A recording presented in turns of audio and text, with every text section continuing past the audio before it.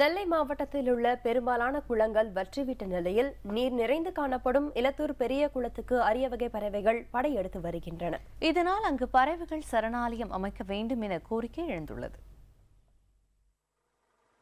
நெல்லை மாவட்டம் தென்காசிக்கு அருகே உள்ள இலத்தூரில் அமைந்துள்ளது இந்த பெரிய குளம். மாவட்டத்தின் பெரும்பாலான பகுதிகளில் உள்ள குளங்கள் வறட்சியால் வற்றிப்போன நிலையில் இந்த குளத்தில் மட்டும் நீர் நிறைந்து காணப்படுகிறது. இதனால் உள்ளூர் பறவைகள் மட்டுமின்றி வெளி மாநிலங்களில் இருந்தும் வெளிநாடுகளில் இருந்தும் கூட விதவிதமான பறவைகள் இந்த குளத்துக்கு படையெடுத்து வருவதாக கூறப்படுகிறது. இங்குள்ள சுற்றுவட்டாரத்தில் நிறைய குளங்கள் வறண்டு கிடக்கின்றது.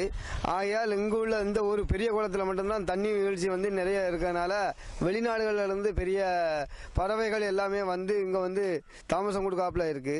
அதனால இந்த குளம் மிகவும் நல்ல சிறப்பு வாய்ந்ததாக தெரியுது.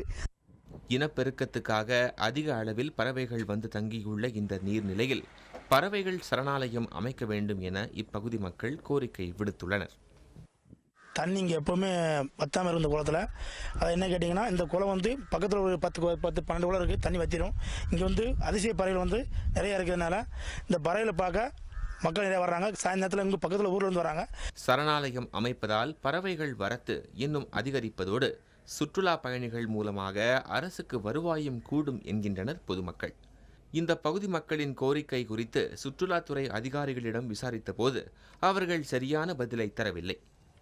எது எப்படி இருப்பினும் தங்கள் கோரிக்கையை நிறைவேற்ற தமிழக அரசு நடவடிக்கை எடுக்க வேண்டும் என்பதே இலத்தூர் பகுதி மக்களின் எதிர்பார்ப்பு. புதிய தலைமுறைக்காக செய்தியாளர் சுந்தர மகேஷ்.